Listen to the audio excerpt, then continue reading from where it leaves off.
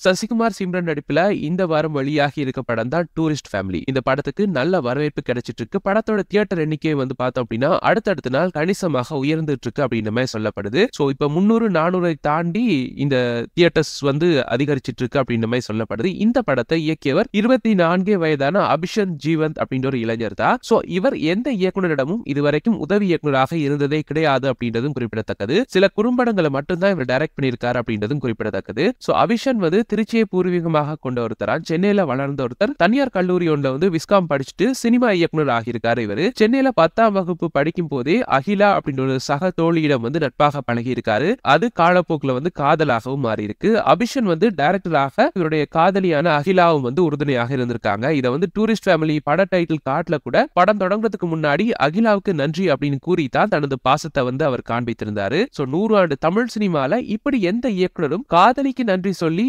திரைப்படங்கள் ஸ்டார்ட் பண்ணது கிடையாது அப்படின்ற மாதிரி சொல்லப்படுது. சமீபத்துல கூட நடந்த டூரிஸ்ட் ஃபேமிலி பட ப்ரமோஷன் நிகழ்வுல கூட அக்டோபர் மாதம் 31ஆம் தேதி உன்னை திருமணம் செய்ய விரும்புறேன் அப்படின்ற மாதிரி அபிஷன் வந்து அந்த மேடையில சொன்னது ரொம்ப வைரல் ஆகி இருந்துச்சு. நிறைய பேருடைய ஸ்டேட்டஸ் ஆகவும் மாறி இருந்துச்சு. சோ இப்ப இந்த படமும் மிகப்பெரிய அளவுல வெற்றி பெற்றிருக்கு. சோ விரைவில் வந்து இவங்களுக்கு திருமணம் நடக்க போகுது. சோ இதுவரைக்கும் எந்த ஒரு இயக்குனரும் செய்யாத ஒரு விஷயம், தனது காதலிக்கு வந்து படத்தோட டைட்டில் கார்டுல வந்து நன்றி சொன்ன விஷயம் தான் ஒரு மிகப்பெரிய அளவுல வைரலாக பேசப்படுது. தாண்டி படமும் நல்லாவே ஓடிட்டு இருக்கு. டே பை டே ஷோஸும் இன்க்ரீஸ் ஆயிட்டு இருக்கு. அதை தாண்டி கலெக்ஷனும் கிட்டத்தட்ட 10 கோடியை நெருங்கிட்டு அப்படின்ற மாதிரி சொல்லப்படுது. சோ நீங்க இந்த படம் பார்த்துட்டீங்க அப்படின்னா இந்த படம் உங்களை கவர்ந்துச்சா இல்லையா உங்களுடைய கருத்துக்களை கீழே கமெண்ட்ஸ் வாயிலாக தெரிவிச்சுக்கோங்க.